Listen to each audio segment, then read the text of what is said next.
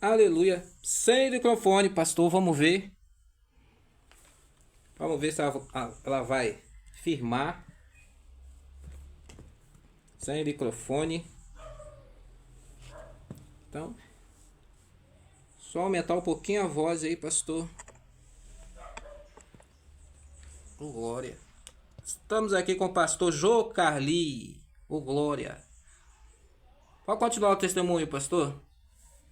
A nossa vida ela tem um caminho por Deus. Eu sou de Colatina, eu vim para cá já criança, mas Deus ele trouxe para este lugar abençoado, que é o Espírito Santo, que é Vitória, né?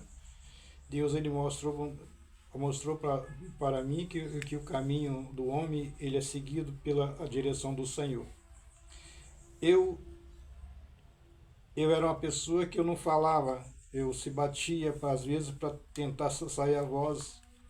Mas Deus ele tinha uma promessa na minha vida, a qual tinha um servo do Senhor, que era um pastor Sérgio. Ele disse para mim disse para dentro da igreja que ia me ungir a pastor. Mas só que a própria igreja, ela não aceitou porque eu não falava. Um dia ele falou comigo, hoje vai ser a sua consagração no monte. Que levou o senhor no monte, né, pastor? Levou no monte. Aí ele disse que o Senhor tinha obra na minha vida. Mas e antes disso, eu vou voltar atrás, porque tinha uma senhora que ela chamava Anitta, que o Espírito Santo do Senhor disse que, que eu era pastor. O esposo dela chamava Antônio. Ela disse, você é um pastor, você vai pregar a palavra do Senhor. Mas eu não acreditei e até ignorei a voz do Espírito Santo por falta de conhecimento. Aí o tempo foi passando, eu me casei a segunda vez, a terceira vez, porque eu sou viúvo, né? Eu me casei, foi a terceira vez, teve um culto na minha casa, e esse pastor Sérgio, ele estava lá dando culto na minha casa. Aí quando eu cheguei do serviço, ele fiquei ouvindo, aí ele falou comigo, de espero na igreja. E eu disse para ele que eu ia para outra igreja, menos para a igreja dele. Aí quando chegou, isso foi na quinta que ele falou comigo. Na sexta-feira, à tarde, quando eu cheguei, eu tomei banho, troquei de roupa, minha esposa me perguntou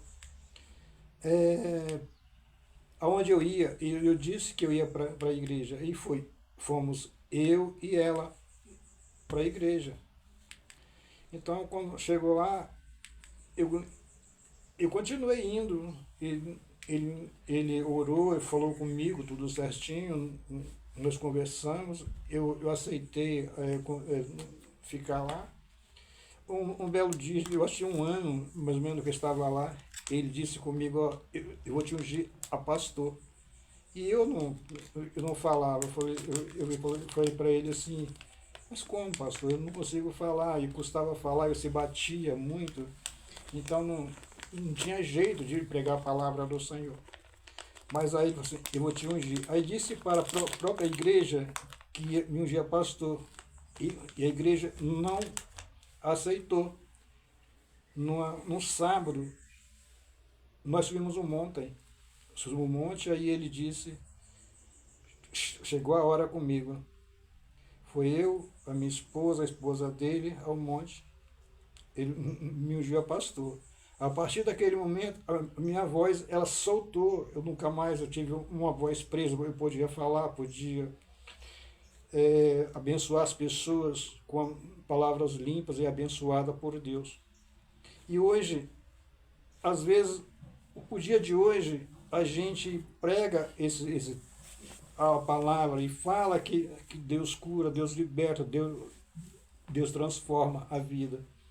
Eles não acreditam, mas Deus faz o milagre nele, porque eu sou um milagre na vida dele. Porque quando ele precisou de mim, com a semana que ele tinha me ungido, eu fui, ele foi para o Rio, eu fiquei uma semana lá na igreja, quem pregava era eu. E todo mundo, aqueles irmãos que não aceitavam, ficaram admirados, porque eles viram que um milagre aconteceu.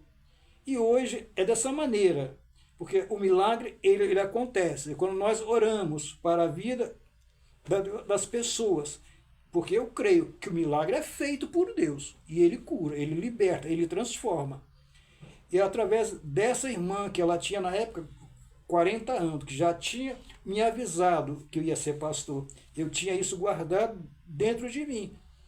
E hoje ela já está nos braços de Deus há muito tempo, né? Porque ela tinha uma faixa de 40, eu tinha a faixa de 19 anos na época. Que a mão do Senhor, ele age, ele trabalha. Quando Deus tem a promessa na vida da gente, você nunca morre diante da promessa chegar na vida da gente. Porque eu quase fui. É mesmo, né, pastor? Eu quase fui. Conta um pouquinho aí, seu quase foi, né? Que você teve um acidente, né? Eu tive um acidente, para muitos eu não voltava mais. Aí Deus tinha a promessa na minha vida. Enquanto que ela não foi cumprida, eu estou aqui de pé. Eu não fui porque tinha que ser cumprida, como Deus disse na boca dela, que eu ia ser pastor. Aí Deus me deu a nova vida, me deu transformação, para que eu mostrasse para o mundo que Deus, ele vive. Deus vive no meio de nós. Verdade. E o milagre foi tão grande, né? Que o senhor veio de nascença, né? Sim. Veio de nascença. Né? O senhor não falava de nascença. Sim. Deus fez isso daí para poder mostrar o poder dele, né? Na vida do senhor. Verdade. Né? E com certeza aqueles que viram também ficaram impactados com certeza, do que Deus fez. Eu vi dentro da própria igreja isso. Né? Entendeu?